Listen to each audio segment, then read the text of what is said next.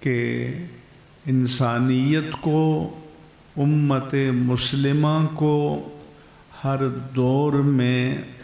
علماء کی ضرورت رہے گی۔ یہ جو باقی شعبے ہیں یہ بھی ضروری ہیں، لیکن یہ کافروں کے ہاں بھی پائے جاتے ہیں، یہود و نصارہ اور ہنود اور مشرکین کے ہاں بھی پائے جاتے ہیں، لیکن مومنین کو جس کی ضرورت ہے وہ یہ ہے کہ وقت کا فقیہ، مفتی، عالم، فاضل، مقتدا اور رہنما ہونا چاہیے۔ ظاہر ہے کہ جب کسی پروڈکٹ کی ضرورت ہو تو اس کے لیے انڈسٹری لگائی جاتی ہے، اس کے لیے کارخانہ لگایا جاتا ہے۔ تو پھر جب اللہ کے دین کو ہر دور میں علماء کی ضرورت ہے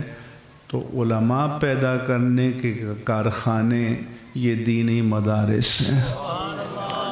یہ دینی جامعات ہیں، یہ پورے معاشرے کی ضرورت ہے۔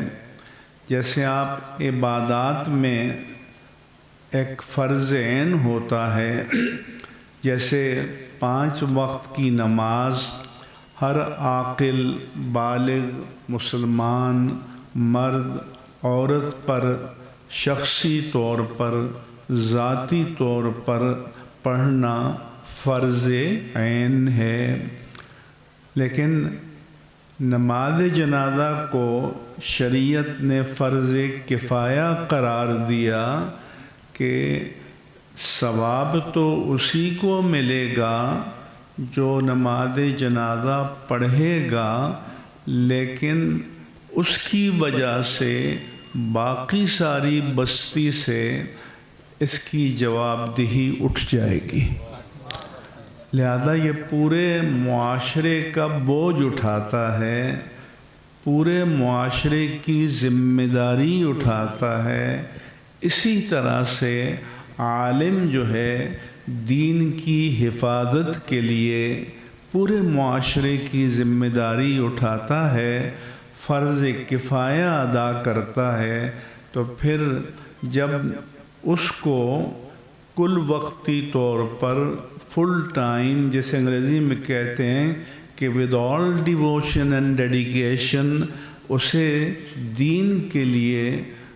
وقف کرنے اپنے آپ کو، تو پھر اس کی دنیا کی ذمہ داریاں اس قوم کو اٹھانی چاہیے،